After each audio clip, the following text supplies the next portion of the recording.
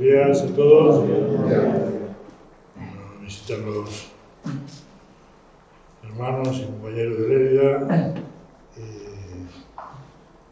Bueno, los siempre, los que venís a la reunión, Valentín, familia, Silvia, Lola, la sobrina y los que se vayan añadiendo, pues bienvenidos y que podamos venir a la reunión pues a lo que se viene.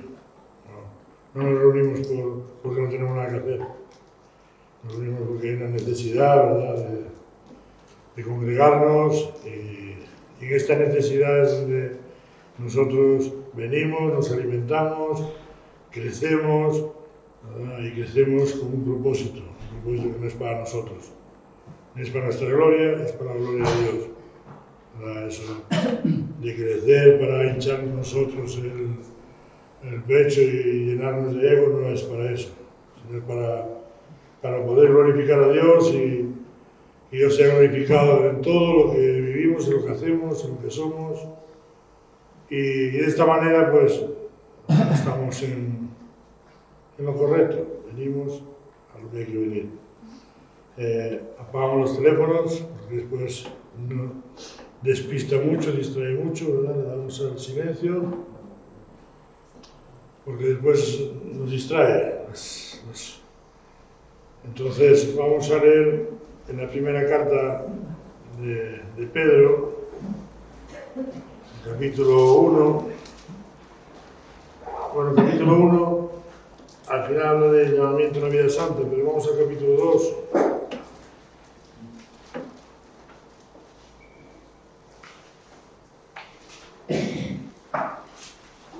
El capítulo 1, a partir del 21, dice: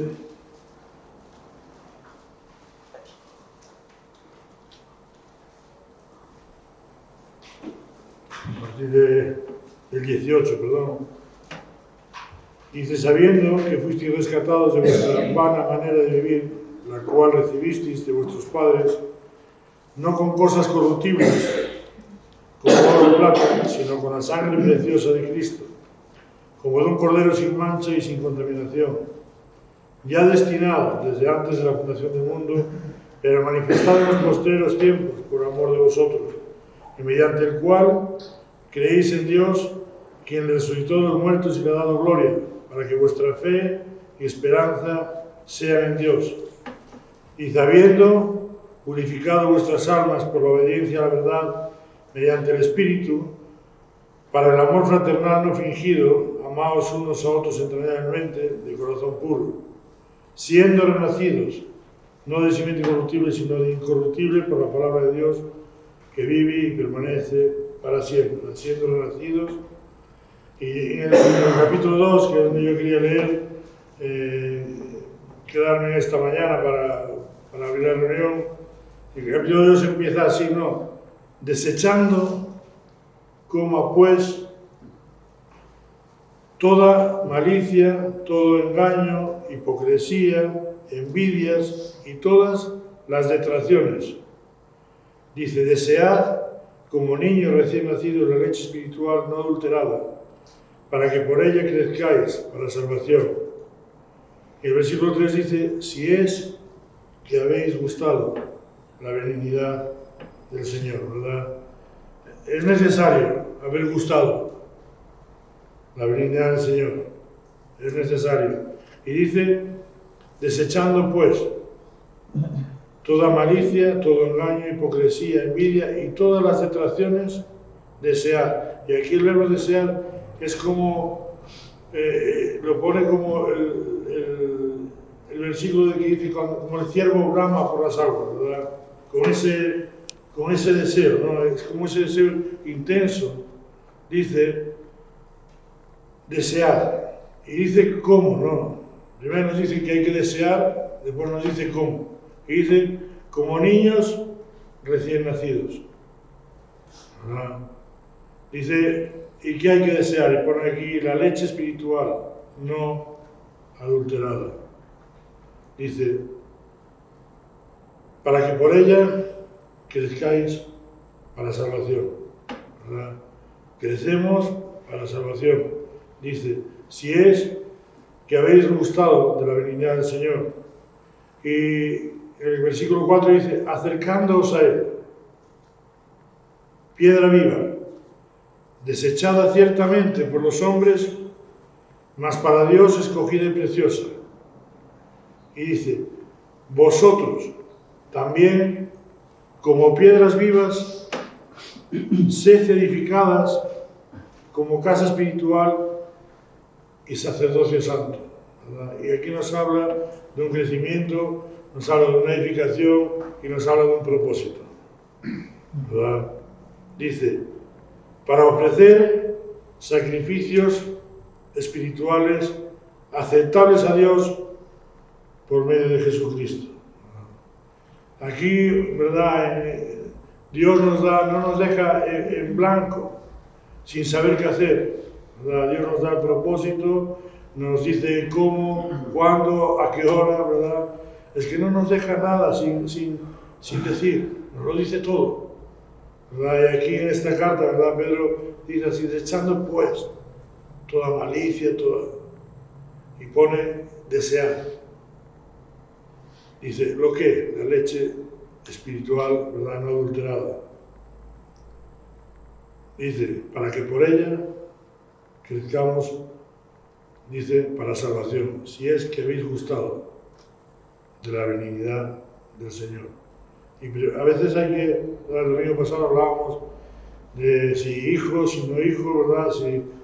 Y aquí nos habla de si habéis gustado de la benignidad del Señor. Es muy importante haber probado, haber experimentado, ¿verdad? La benignidad del Señor. Y pues dice aquí, acercándonos a Él, ¿verdad? Y qué bueno que podemos reunirnos y podemos acercarnos a Dios, ¿verdad? Al trono de la gracia, y cada uno, con lo que esté viviendo, puede ponerse delante de Dios. Si no has nacido de nuevo, pide a Dios que te conceda el arrepentimiento y que puedas experimentar esta benignidad del Señor. Y si ya has nacido de nuevo, no te quedes parado ahí, sino sigue creciendo, edificándote, ¿verdad? Dice, sed edificados, ¿verdad? Dejar que nuestra vida sea edificada, dice, como casa espiritual y sacerdocio santo. Y nos dice para qué, ¿verdad? Para ofrecer sacrificios espirituales aceptables a Dios. A veces ofrecemos sacrificios, ¿verdad? Pero la Biblia nos habla aceptables a Dios. Y con este corazón, ¿verdad? Venimos, nos ponemos delante de Dios y con este corazón, pues Dios se fue encargando desde los principios, ¿verdad? Hasta el día de hoy, añadiendo a la iglesia los que iban siendo salvos, dándole crecimiento, dándole todo lo necesario, ¿verdad? Propósito, porque los creyentes tenemos un propósito de Dios, un plan de Dios, estamos dentro, formamos parte de un plan de Dios. Somos su iglesia, somos la novia, ¿verdad? No somos cualquier cosa. Entonces hay un propósito y Dios la va a preparar, la va a edificar, la va a planchar, le va a quitar arrugas, le va a quitar las manchas, ¿verdad? Es necesario llorar, muchas veces es necesario arrepentimiento, mucho arrepentimiento para poder experimentar cómo Dios quita esa mancha, esa arruga, ¿verdad? Y nos prepara para un día ser presentados delante de Él. Y era pues el ánimo que para poder empezar la reunión, ¿no? Que no es reunirnos porque sí, hay un propósito de Dios. Y que podamos aprovecharlo, que podamos disfrutar, que podamos gozarnos, que podamos llorar, que podamos, pues, lo que como uno sienta, ¿no? Delante de Dios. Y la obra es de Dios y Dios hará. Amén.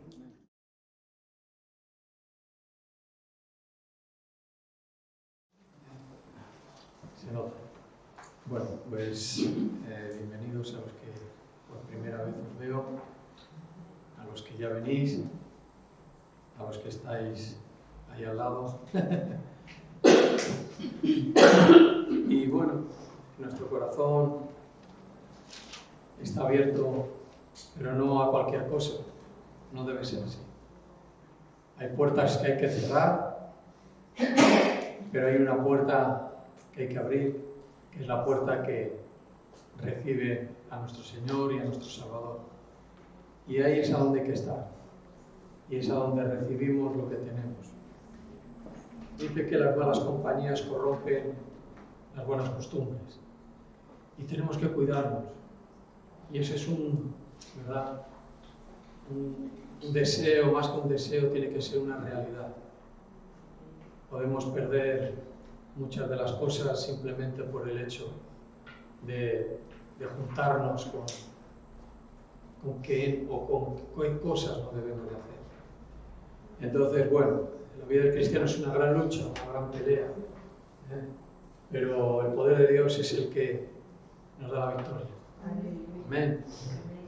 Muy bien, pues yo quería hablaros hoy, vamos a ir a la última parte del mensaje. Vamos a ver cómo Dios se escribe por medio de apóstoles, por medio de profetas, escribe palabras que son como un ejemplo sencillo para que podamos entender algo espiritual. Y lo último de lo que vamos a leer va a haber una palabra que dice que Dios pasa su plomada. ¿Sabéis lo que es una plomada? ¿Para qué sirve una plomada? Para construir recto, ¿no? Para que no haya un edificio desplomado, que le llamamos, y pueda llegar a derribarse. Pues tiene sus motivos para decir esto. Y hay que estar con este corazón de decir, Señor, pasa tu plomada y tu nivel. Porque Él lo que hace con eso es destruir lo que es torcido y lo que no está a nivel. Está en otro nivel, en otras cosas. Y ese puede ser un deseo o debe ser un deseo de alguien que sí de verdaderamente busca el conocimiento profundo de Dios. ¿Vale? Para llegar ahí vamos a ir pasando por otras partes de la Biblia. Y lo primero que quería hacer una introducción, y voy a hablar con un lenguaje que no es fuera de nuestro alcance. Aunque son palabras a lo mejor que vamos a oír, que yo voy a comentar, que no son del uso común diario, pero es necesario ir a ellas, es sencillo de entenderlas porque nos dan una comprensión del mensaje. Con la palabra de Dios no se puede ni negociar ni llegar a un acuerdo. ¿Entendemos esto? ¿Alguien está negociando con Dios? No se puede negociar con Dios. Sus motivos hay. Tampoco se puede llegar a un acuerdo. Los hombres hacen un consenso, ¿verdad?, para ver si llegan a un acuerdo en ciertas cosas. Con Dios eso no puede ser. El reino de los cielos no consiste en palabras de hombres, ni en pensamientos, ni en acuerdos. Consiste en poder, en una vida de poder, una vida eficaz en las manos de Dios. ¿Vale? Pues en cuanto a esto, tenemos que, casi por necesidad, tener que comentar lo que yo os decía. La palabra de Dios es una palabra absoluta. ¿Usamos mucho esa palabra? No mucho. A veces decimos, esto es absolutamente relevante, ¿no? No usamos mucho. Pero la palabra de Dios es absoluta. Y damos una pequeña explicación para poderlo entender. ¿Qué quiere decir esto? Yo lo voy a leer tal como lo he escrito. Los pensamientos de Dios, cómo Dios piensa. Y como Dios piensa, ya nos dice y nos adelanta que los pensamientos míos, dice Dios, son más altos, están fuera de nuestro alcance.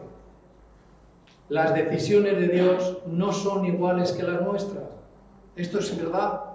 Es verdad. Pues estos son verdades absolutas. Los deseos de Dios son por encima de los deseos de los hombres. Esto tiene que ver que no puede haber ningún recorte. ¿Entendemos esto? La palabra de Dios no se puede recortar. No se puede decir, bueno, esto lo acepto, hago un trato contigo acerca de esto porque relativamente me conviene, lo entiendo, me agrada, pues no se puede recortar, porque la palabra de Dios es totalmente absoluta. Está fuera de nuestro alcance, no se puede ni recortar, y dice que la palabra de Dios no tiene límites. Y esto son en términos para los creyentes. En términos para el que no ha creído y no ha aceptado y no ha sido adoptado por Dios, tendríamos que hablar en otro tipo de términos. Pero para nosotros, para los creyentes, para la Iglesia, la verdad de Dios es absoluta. No se puede recortar, no tiene límite, ni tampoco tiene condiciones. No podemos poner ninguna condición, ningún límite. Y ahí es a donde fracasamos. Y sobre todo es rápidamente de fracasar cuando alguien acepta las cosas de Dios en su mente. Porque su mente, nuestra mente como humanos es limitada. El fracaso está muy cerca.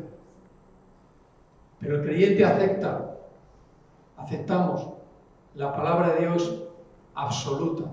Sus pensamientos están fuera de nuestro alcance. Hay que llegar a buscarle de tal manera, con profundidad, para conseguir saber cómo Dios piensa las cosas. Para no vivir en esta tierra con un cartel o con un decir soy cristiano y pensar diferente a como Dios piensa. Limito la palabra de Dios. Es ilimitable. ¿Quién puede? ¿Quién tiene toda la sabiduría? ¿Quién tiene toda la profecía? Nadie. Es ilimitada, es infinita, es eterna. Y ahí está lo que venimos diciendo. Dios en su palabra es absoluto. Absoluto. No hay variación. No se puede negociar con Dios. A veces en nuestra inmadurez. Y a veces decimos y tentamos a Dios diciendo, bueno, pues si tú haces esto por mí, ¿no?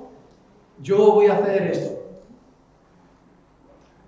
Dios no entra en los negocios.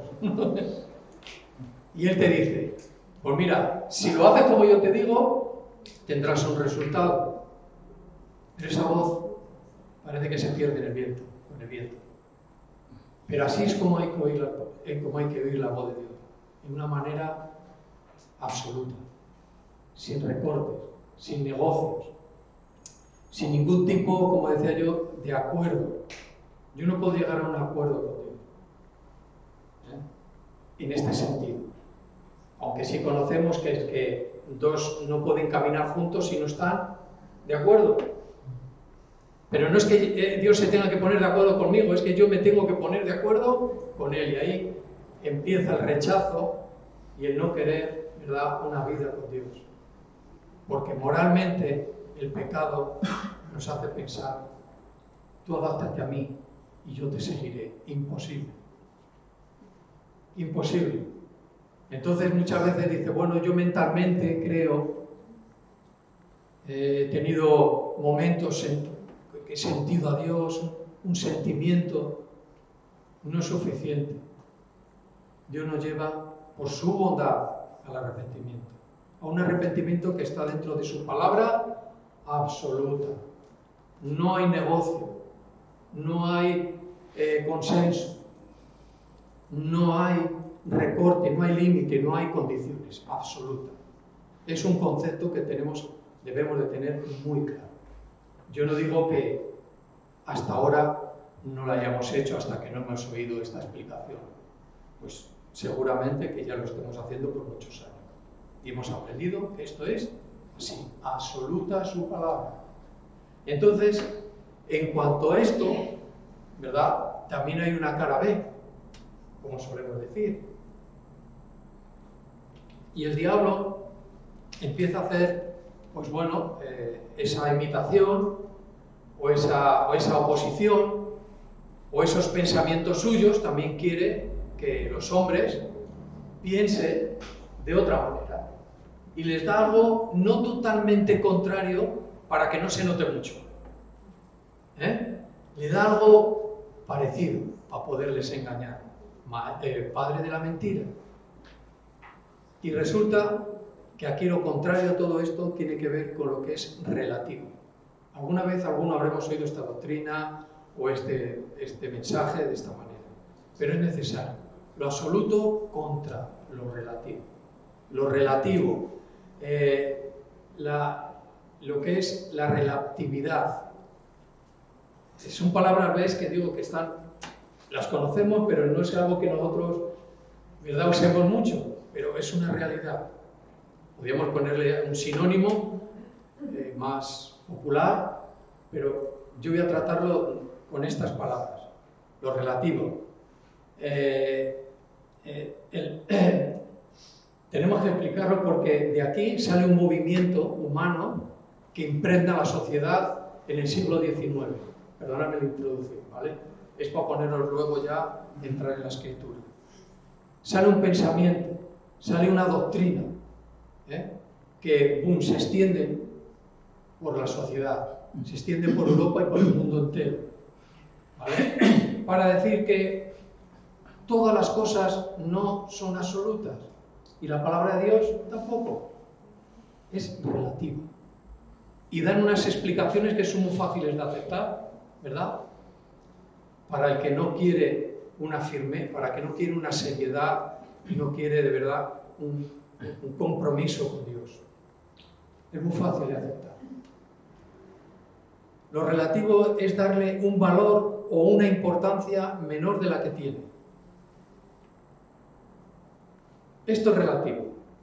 Lo relativo es que le empezamos a dar menos importancia, menos valor del que realmente tiene. Esto tenemos que dirigirnos, ya olvidándonos cualquier tema, de cualquier cosa, dirigirnos a la palabra de Dios, que es a lo que estamos tratando. Empezamos a darle menos valor, empezamos a darle, como decía, menos importancia. ¿Qué estamos haciendo? Relativizar. Es relativo. ¿Por qué yo en mi mente y en mi corazón puedo llegar a actuar así? Porque hay una conveniencia, porque Dios no negocia conmigo, porque Dios no me concede lo que yo estoy queriendo, porque no puedo manejar a Dios, entonces entro en este relativo. Esto es relativo. Y empiezo a quitarle valor y a quitarle importancia, ¿vale? Y a partir de ahí, en el siglo XIX, por medio de dos filósofos alemanes, empieza un movimiento, una doctrina, que se extiende, como estamos diciendo, ¿vale? Los nombres no los digo porque alemán no me lo sé, pero esto es una realidad. Y empieza a extenderse. ¿Y qué empieza a decir esta enseñanza? Que empieza a chocar con lo absoluto de Dios. ¿Qué empieza a decir? Es una doctrina, dice, que niega la existencia de toda verdad absoluta. Fíjate qué pensamiento. Dice, este pensamiento es negar la existencia de una verdad absoluta. O sea, te quiero decir, la verdad absoluta no existe. Y te voy a dar unos argumentos porque tienes que valorarlos dentro de este patrón, no del patrón de la fe. Por la fe sabemos que es absoluta.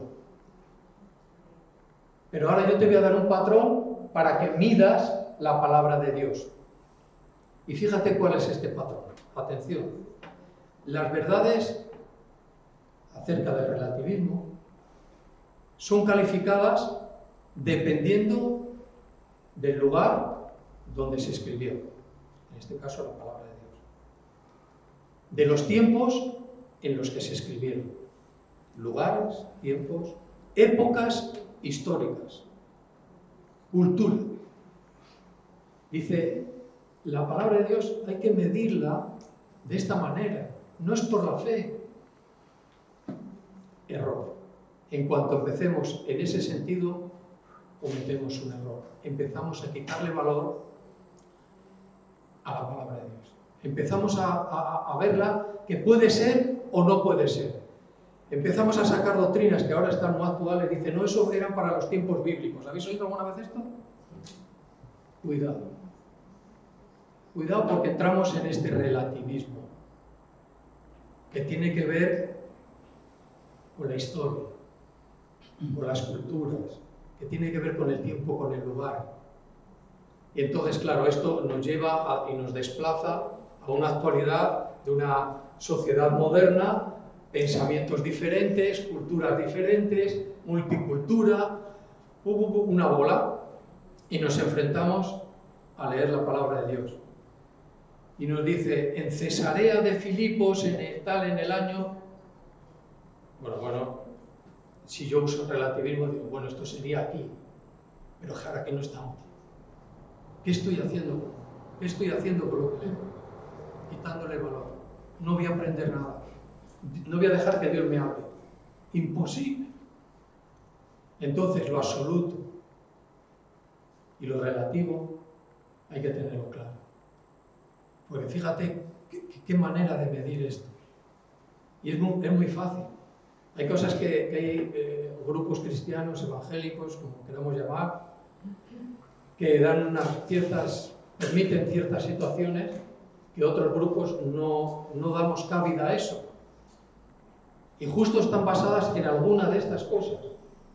En el tiempo, en el lugar, en el fue allí, esto era por esto. Hay que tenerlo muy bien estudiado si hacemos ese tipo de... queremos cambiar algo, ¿verdad? De cómo actúa la Iglesia. Si queremos cambiar algo acerca de cómo actúa la Iglesia, hay que tener mucho cuidado. Porque nos metemos en un campo que es totalmente desviado. Para desvalorizar, para empezar, bueno, Señor, tú sabes, tú me conoces, sabes que soy pecador. Este tipo de actitud, si Dios lo sabe todo, ¿qué le voy a decir yo a Dios que no sepa de mí? ¿Sabe cosas de mí que yo ni sé? No puedo negociar. No puedo. No debo. La verdad de Dios es absoluta. Gracias a Dios. Gracias a Dios, tenemos que decir. Es inconmovible. Que nos lleva a la verdad, que nos salva, que no va a desaparecer, que es veraz, que es verdadera. Menos mal. Y esto es así. Entonces, por eso a Dios se le puede llamar Dios. Dios es todo. ¿Vale? Bueno, en ese marco de lo que estamos hablando, tenemos que ir a la Biblia y nos da salida. Nos da la salida para estas cosas, ¿vale? Porque evidentemente la Biblia no está escrita en nuestro tiempo, está escrita bastantes años, ¿verdad? Atrás de nosotros. Pero es una palabra que, como la verdad de Dios es absoluta y la conocemos y no queremos tocarla, decimos que la palabra de Dios es viva y eficaz y traspasa los tiempos y es eterna y no morirá. Entonces me llega a mí tal como se escribió. ¿Ok? ¿No? Es así. Vamos a la segunda carta que escribió Pablo a los Corintios. Y en el capítulo 2 y el versículo 17 vamos a leer qué pasa ahí. Segunda carta a los Corintios.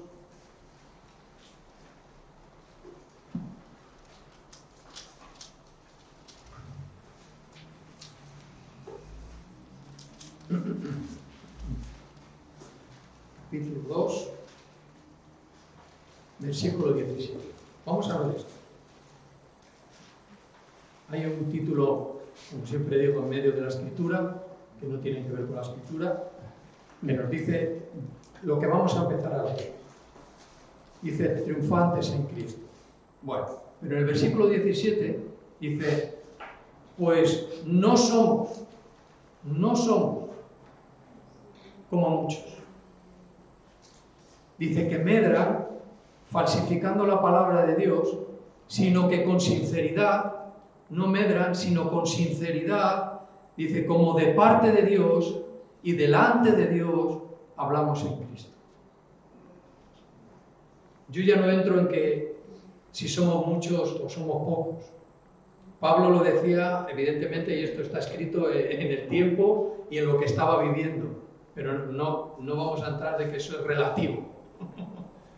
Él estaba viviendo una situación concreta y en ese momento, por lo que nos dice Pablo, no somos como muchos. ¿Por qué? Porque había muchos que estaban ¿qué? Medrando. ¿Qué significa medrar? ¿Cómo? Crecer. No. No. Ni crecer ni cambiar.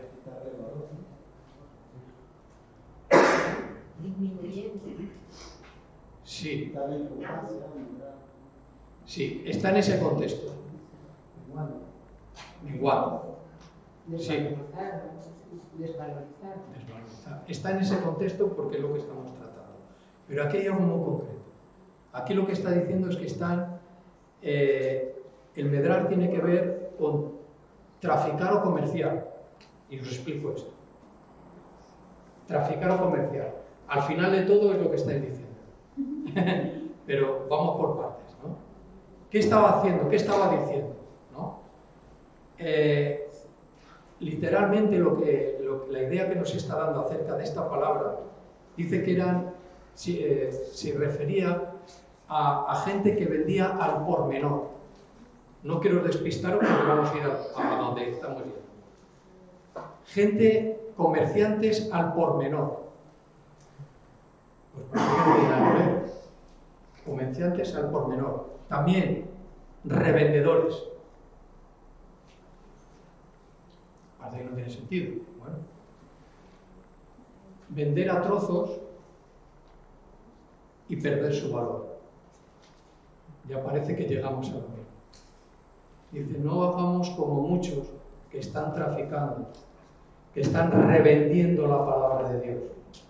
Yo hoy un día un ejemplo y es el que uso siempre para este pasaje. Y dice, una pieza de tela de gran valor se tiene que vender entera. En el momento que recortemos, que vendamos al por menor, que comerciemos con ella para sacarle dinero, dice que pierde todo su valor. Disminuye, mengua, pierde el valor. Pues esta es la salida. Que la palabra de Dios es completa, es absoluta. No se puede recortar. No podemos andar con la Biblia a lo que nos conviene. Porque entonces caeremos en esa trampa. Y la trampa nos hará desconocer a Dios al final. El creyente cree en la palabra de Dios como una palabra absoluta, que no negocia, ni comercia, ni hace ningún tipo de intercambio, ni da un poco de lo que conviene, sino que lo da por completo. Porque por completo el Evangelio y toda la palabra de Dios es como tiene valor. Entonces, ahí encontramos una salida. Es todo. Los que pisaremos las calles de oro, no todos las pisarán y andarán por ellas. Son los que han creído una parte de la palabra de Dios. Toda. Porque han creído por la fe que la palabra de Dios es absoluta. Que no ha negociado con Dios, que se ha rendido, que ha aceptado todo lo que le venía de parte de Dios. Todo. Y esa es la verdad. Otras cosas son mentiras y doctrinas del diablo, de demonios, para desviarnos, para quitarle el valor tan precioso y tan poderoso que tiene la palabra de Dios. ¿Vale? Una salida. Vamos un poco para atrás, en la primera carta a Corintios y en el capítulo 4, es algo que ya hemos comentado así por encima. Capítulo 4 y versículo 20. Casi al final del capítulo encontramos este versículo. No lo escojo para sacarlo del contexto, ¿vale? Pero tiene que ver con lo que veo. Con su reino, su palabra, con quien Dios es. Y dice, porque el reino de Dios no consiste en palabras. ¿En qué consiste?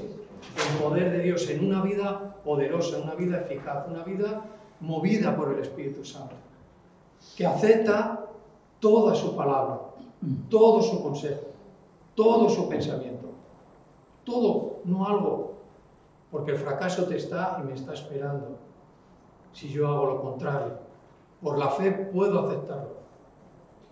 La fe es la base del cristiano, la confianza. Cuando confiamos en Jesucristo, nos da la confianza necesaria, suficiente, para, ¿verdad?, creer que todo lo que está escrito, todo, ¿verdad?, es de Dios.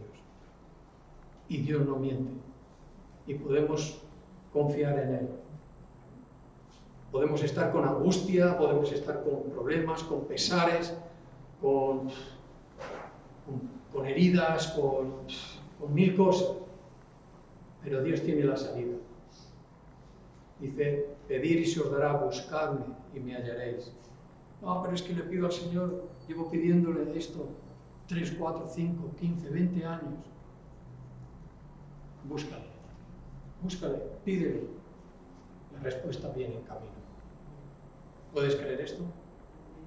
Oh, Señor, dame paciencia para esperar.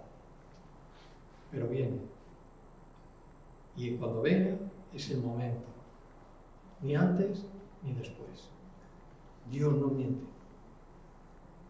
Ese es el modelo diseñado por Cristo para su iglesia. Es un modelo, no nos podemos sacar de él, salir de él. ¿Vale? Bueno, dejamos estas dos cosas porque no es cuestión de palabra. Ni lo que yo pienso, ni me enredo en decir, no, pues aquí creo que dice esto, creo que dice lo otro. Déjalo. Hay que orar y decir, Señor, dame entendimiento. Y ya está. Y cuando viene y entendemos su palabra. ¿De acuerdo? Tenemos que seguir. Vamos a la segunda carta del apóstol Pedro. Hombre principal en la iglesia primitiva. Y en su segunda carta, y en el capítulo 1, y en el versículo 19 al 21, leemos así.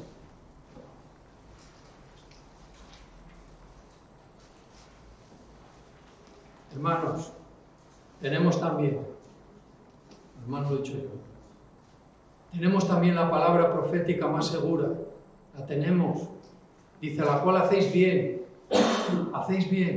en estar atentos. ¿Y de qué manera? Y nos da un ejemplo, dice, como a una antorcha que alumbra en un lugar oscuro. Hacéis bien en estar atentos y nos da el ejemplo, como una antorcha en lugar oscuro. Dice, y el lucero de la mañana salga en vuestros corazones. Hasta que el día, me he saltado. Hasta que el día esclarezca y el lucero de la mañana salga en vuestros corazones. Entendiendo primero esto, que ninguna profecía, escritura de la escritura, dice, es de interpretación personal. Dice, porque nunca la profecía fue traída por voluntad de personas, por iniciativa propia. Dice, sino que los santos, hombres de Dios, hablan siendo inspirados por el Espíritu Santo. Qué trozo de la Biblia, qué palabra, qué poder, qué seguridad, qué tranquilidad, qué verdad a experimentar. Dice, tenemos también esta palabra, la palabra de Dios, que es la profética. Aquí Pedro hablaba del Antiguo Testamento, se estaba escribiendo el Nuevo, ¿no? Pero ahora ya abarca todo. Ya está escrito y esta palabra y la incluye el Nuevo Testamento. Está incluido ya, ¿vale? Dice, segura.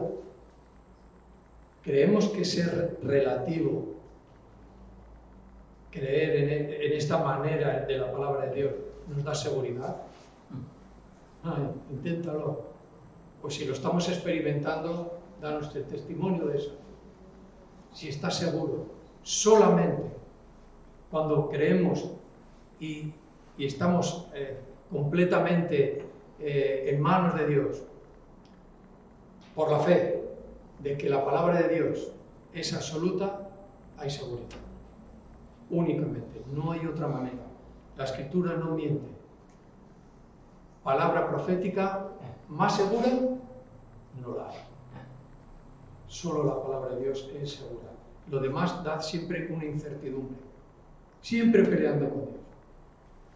Siempre será, no será. Si me conviene, dices, no, es que esto fue hace 2000 y pico años. Y ya si leo el Antiguo Testamento, ya ni te cuento. Hace 2000 o 3000. Dice, no, esto es que lo escribió Isaías. Dice, sí, hace 700 años antes de que Jesús vendría. Es imposible vivir confiando en la palabra de Dios de esta manera. Por la fe creemos que es eso. ¿Vale? Seguridad. ¿Vale? Vamos adelantando un poco más. Vamos otra vez, como antes, un poco atrás en la primera carta de Pedro. Y en el capítulo 1 también.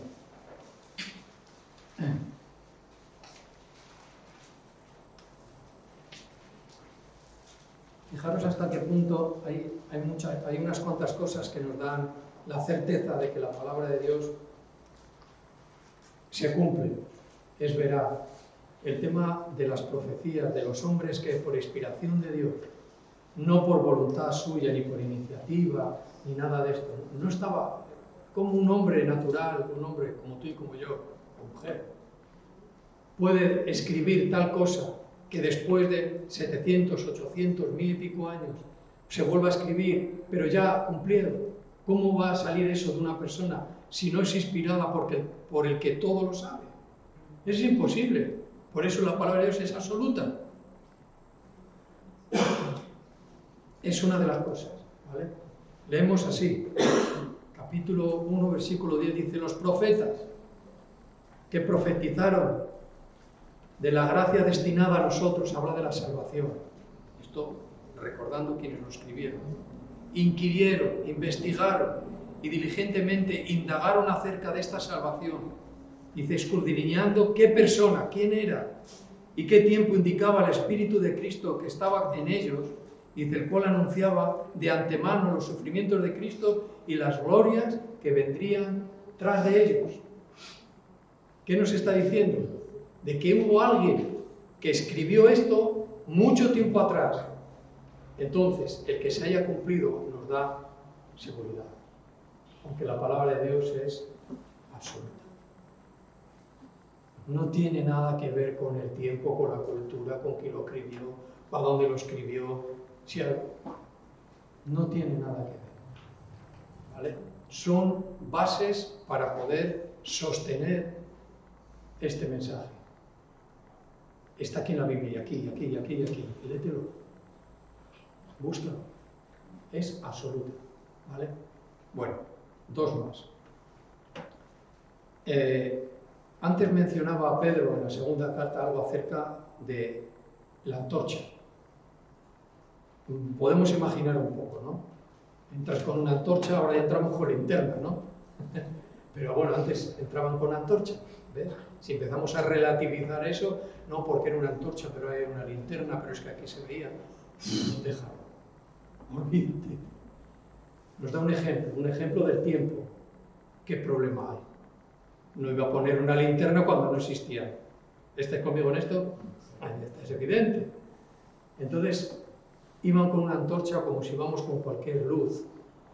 Y podemos imaginar que cuando vamos por un lugar muy oscuro, en una oscuridad espiritual, porque esto tiene que ver con la vida espiritual, con la oscuridad del corazón, ¿verdad? Vamos mirando bien a la antorcha, porque la antorcha es la que nos va marcando el por dónde andar y va iluminando la oscuridad profunda que hay en el corazón del hombre. Dice, tener una atención extrema. No seamos ligeros, dice, extremo, bien pronunciado, bien dedicándonos a él, como esa antorcha que nos va dirigiendo para poder andar, ¿verdad?, en la oscuridad.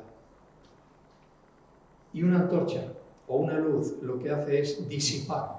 ¿Conocemos esta palabra? Disipa, que es un sinónimo ahí.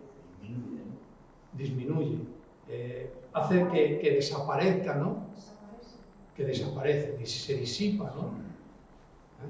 Va desapareciendo la oscuridad. Pues esa es la palabra de Dios. Pues esa es la luz verdadera, absoluta. ¿Cómo vamos a empezar a sacarle los errores? Hay gente que se ha dedicado, vamos a entrar porque es un tema también, que se ha dedicado a buscar en la Biblia los errores. ¡Oh! Han salido ridiculizados. Solo se los han creído, ¿verdad? Los que andaban como él. Solo se lo creían eso, los demás no creían eso. Pero ¿ves? Es imposible. Está todo perfectamente. Bueno, de hecho el otro día decíamos que una posible interpretación de uno de los libros en Apocalipsis que van a aparecer sea la palabra de Dios, que Jesús lo dijo. Dice, esta palabra os va a juzgar el día postrero.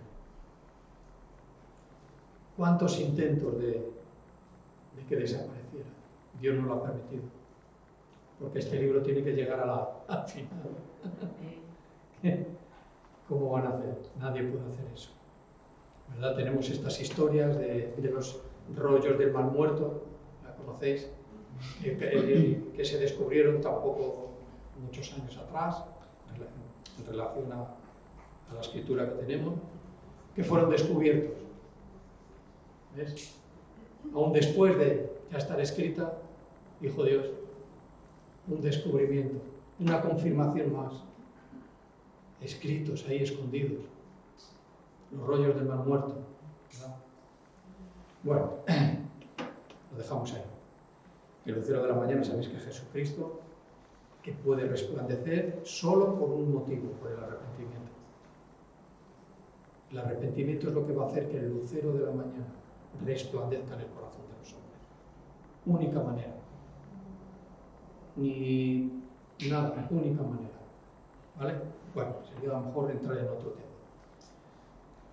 Voy a terminar. Estuvimos hablando al principio de la probada. Tenemos que ir al profeta Amós, Antiguo Testamento. Yo lo encuentro rápido porque lo tengo señalado con mi cinta. Pero si encontráis Abdías, está cerca. Si encontráis Joel, está cerca. Amós capítulo 7, versículos 7 y 8.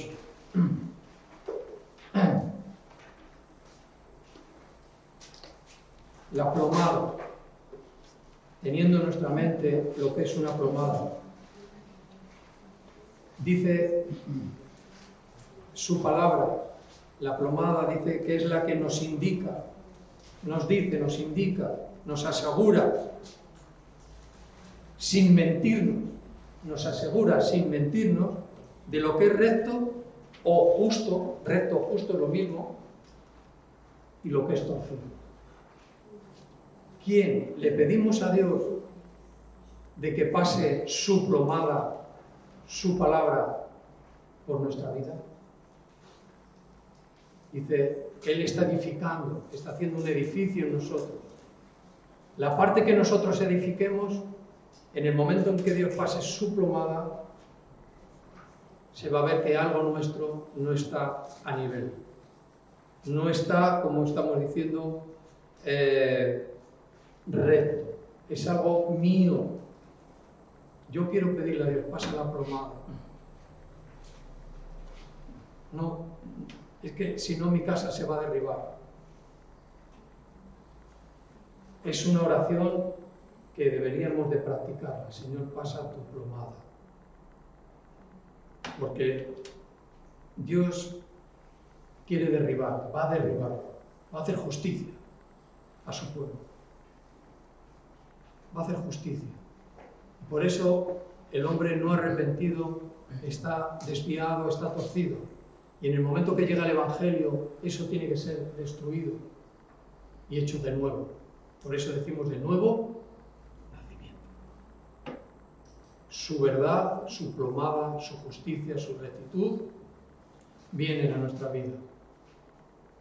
y no encuentra nada recto.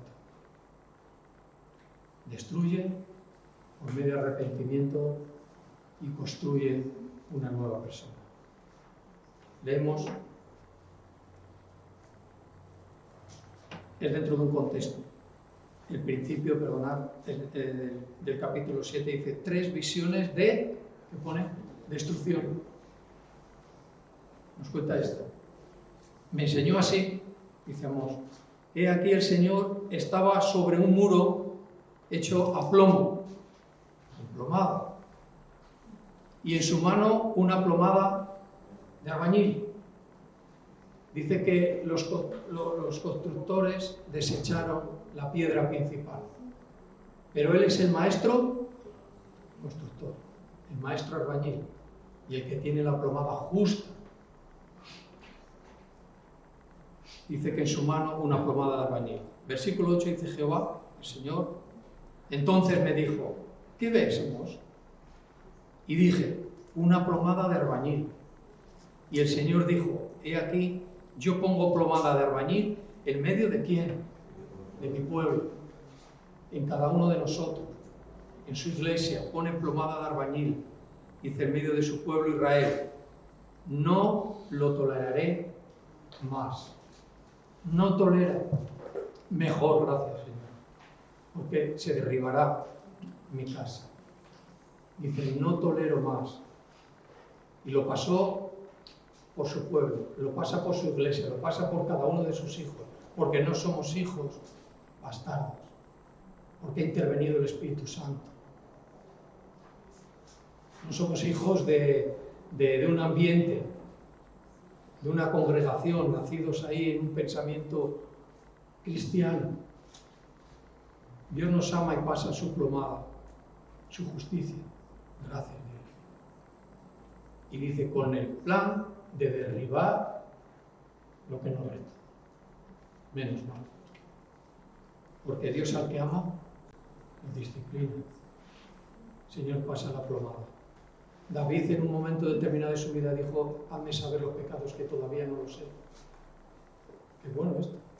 Porque él sabía que Dios sabía cosas que él ni él mismo sabía que eran pecado contra Dios. Valor, honestidad, sinceridad, humildad delante de Dios. Pasa tu plomada. Esto se nos va a quedar grabado con fuego. Porque es muy gráfico. Muy gráfico. Bueno, decíamos 7 y 8. Bueno, ya lo hemos leído, lo tenéis ahí para que lo leamos con más tranquilidad. Bueno, Dios pone su plomada, su palabra, destruyendo todo lo que no es recto. Un poco más adelante, atrás, el profeta Isaías.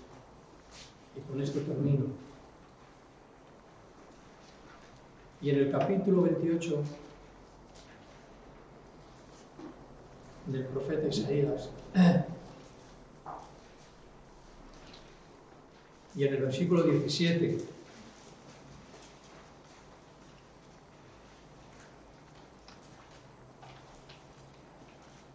nos encontramos, dice esto. Fíjate, está diciendo lo mismo, con otras palabras. Y ajustaré, ¿no es? El juicio, ¿a qué? A plomada, a cordel. Sin ningún fallo. Sin ningún fallo. Y a nivel, la justicia. Y granizo dice que barrerá el refugio de la mentira.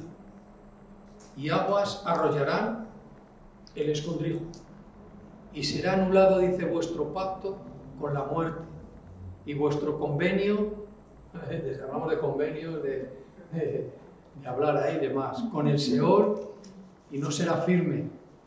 Cuando pase el turbión del azote, dice, seréis de él pisoteado.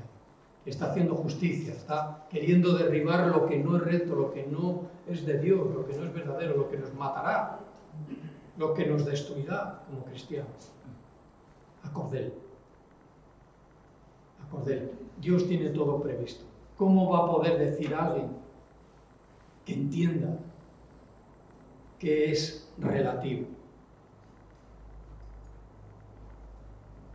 pues si alguien dice que es relativo, no conoce la verdad de Dios. Puede que haya una cierta conveniencia que sea así, porque como no me quiero arrepentir y dejar mi vida de pecado, voy a ver si el Señor hago un pacto con Él, o hago así una maña, o a ver qué hacemos. Imposible. Hay un versículo que seguramente no lo sepamos de memoria, palabra de Jesús, dice que vuestro sí sea sí y vuestro no, no. Justicia, cordel, plomada, el sí sí y el no no. Nada de, no hombre, a ver, porque es que lo mejor, pero cuándo, pero es enredar el asunto. Al sí sí y al no no. ¿Estamos con Dios? Amén. ¿Y con Él estamos bien? Sí, amén también. Bueno, pues que Dios nos bendiga. Vamos a orar, ¿vale? Señor, inclinamos nuestra cabeza, nuestra cerviz. Y Señor, te agradecemos tu palabra. Es eterna, Señor. Es una bendición para nuestras vidas aquí en la tierra. Confiamos en ti plenamente en lo que tú dices, Señor. Pasa tu plomada, tu cordel, Señor. Haz justicia en nuestras vidas, por favor, Señor. Tú amas a tus hijos, Señor. Dios mío, tú eres bueno y aunque parezcan cosas duras, pero es la necesidad que tenemos, Señor. Nuestra naturaleza pecaminosa quiere tomar a veces lugar. Pero tu poder, Señor, tu reino es poderoso. Es poder, es una vida de poder y eficacia. No es de estar hablando ni queriendo saber más que tú. En tu nombre, Señor Jesucristo, la confianza que tenemos en ti, en la fe que hemos puesto en ti, Señor. Guárdanos. Señor, queremos ser rectos, humildes, Señor, santos como tú lo eres, Señor. Gracias por todos los que nos hemos reunido aquí. Por tu bendición, Señor. Gracias, cuídanos esta semana, Padre. En este tiempo, nuestras necesidades. Gracias, Señor, por advertirnos. Amén.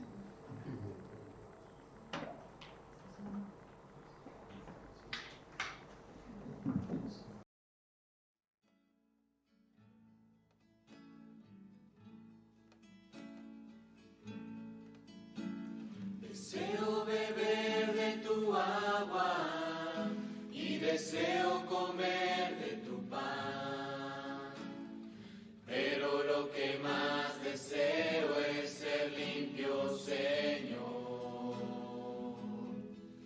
limpio ante ti, ante tus ojos, saber que tú te agradas de mí, limpio ante ti, ante tus ojos, saber que tú te agradas de mí, Señor, límpiame. Derrama sobre mí tu sangre, tu preciosa sangre.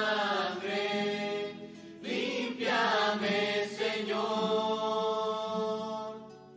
y derrama sobre mí tu sangre, tu preciosa sangre.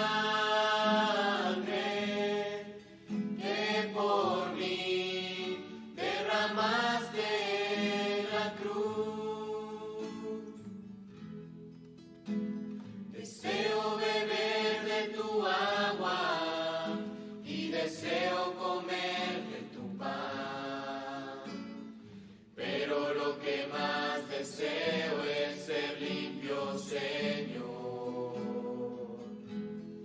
limpio ante ti, ante tus ojos, saber que tú te agradas de mí. Limpio ante ti, ante tus ojos, saber que tú te agradas de mí. Señor, límpiame y derrama sobre mí tu sangre, tu preciosa sangre. Límpiame, Señor, y derrama sobre mí tu sangre, tu preciosa sangre, que por mí derramaste en la cruz, que por